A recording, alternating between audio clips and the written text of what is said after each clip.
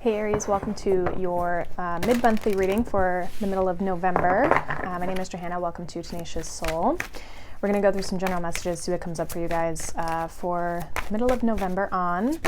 So we're going to get a chakra card for you.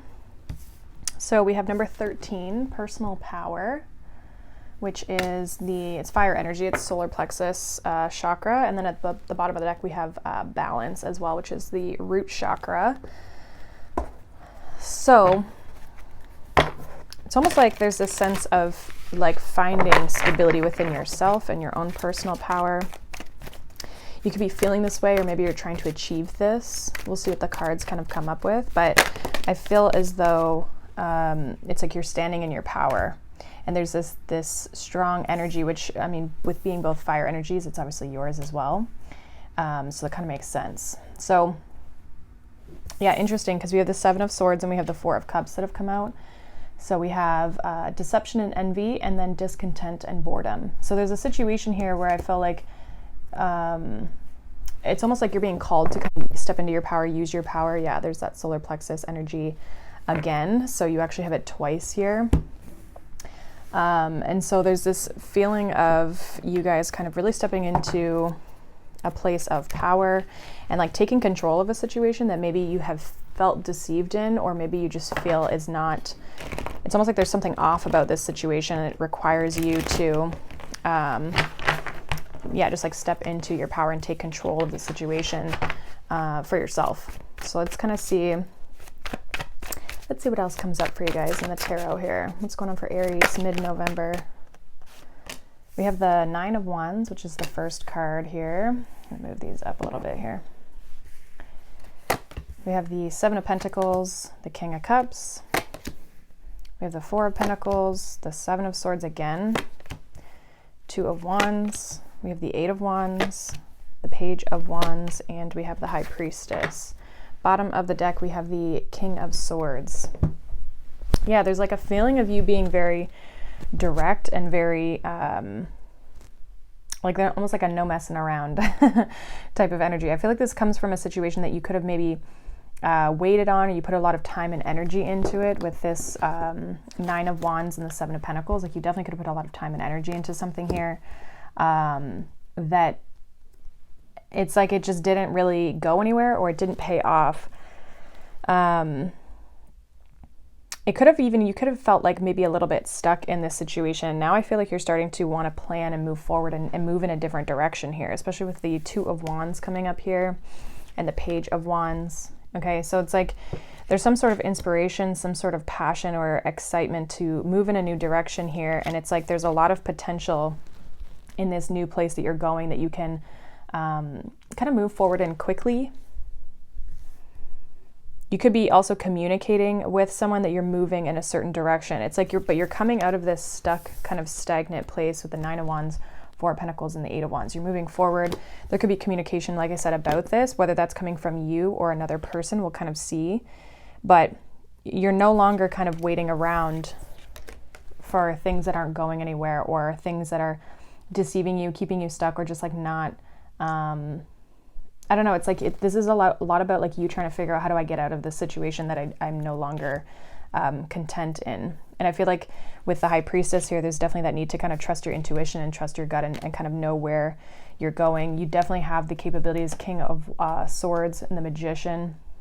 You definitely have that ability to kind of like step out and start kind of this new cycle here. Okay, so let's clarify some of this. So let's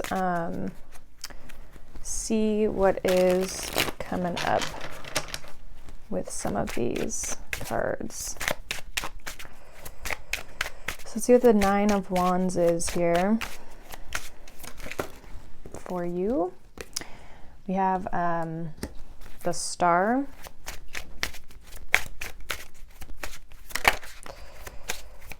Yeah, I feel like you put a lot of time and energy in something that you felt was going to like pay off for you. The Tower and the Six of Wands is clarifying the Seven of Pentacles here. And the King of Cups, what do we have here? The Nine of Swords and the Magician. It's like you've been trying to, like almost like whatever you've been putting your time and energy into is like you've been waiting for it to pay off.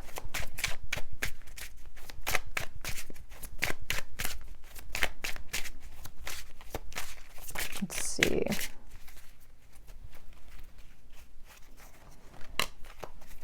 High Priestess is here with the Four of Pentacles.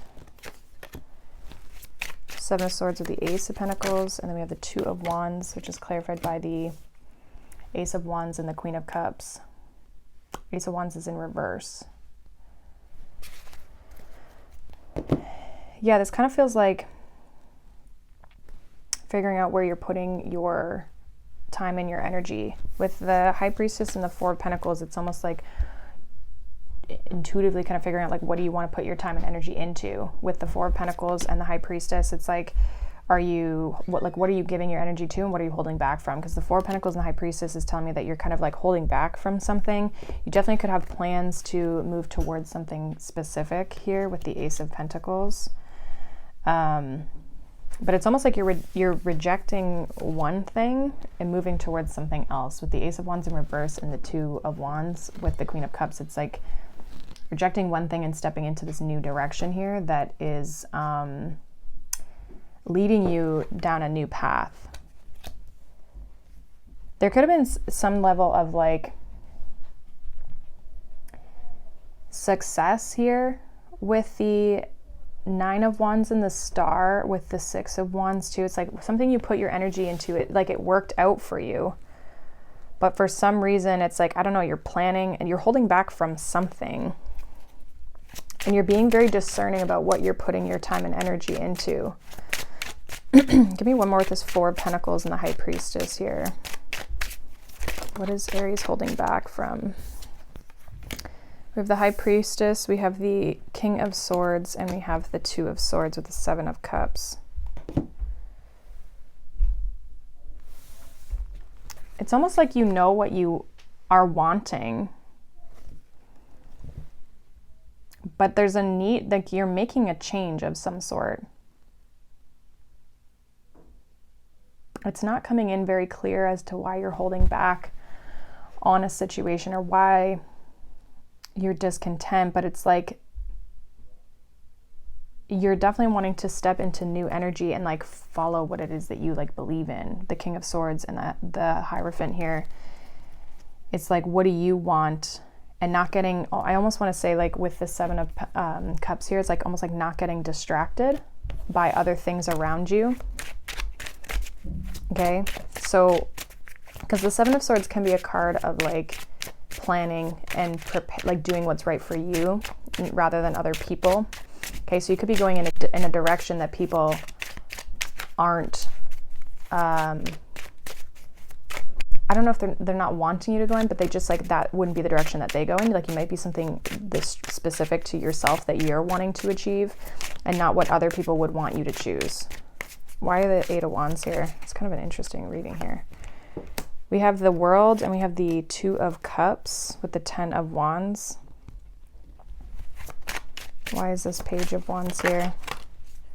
The Fool and the High Priestess. We have the Emperor with the Hermit. Some of you could either be entering a new relationship or you're leaving one in order to move into something new here. There's something about like leaving some sort of a partnership with the Two of Cups in the World. It could even be in your job, okay? So take that as it resonates. But if you're leaving a job, it's so that you can become more self-sufficient or like kind of like self-employed, be your own boss, that sort of thing.